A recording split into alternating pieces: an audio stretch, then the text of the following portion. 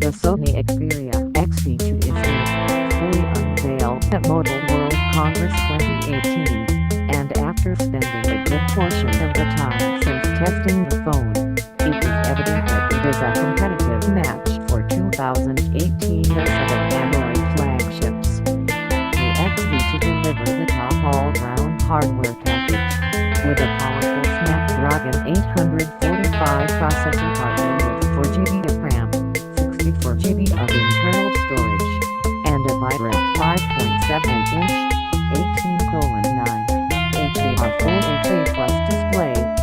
The phone is also loaded with a technically impressive camera system, too, and one that on top of good picture-taking credentials also delivers a super impressive world first for a smartphone: the ability to record 4K HDR video.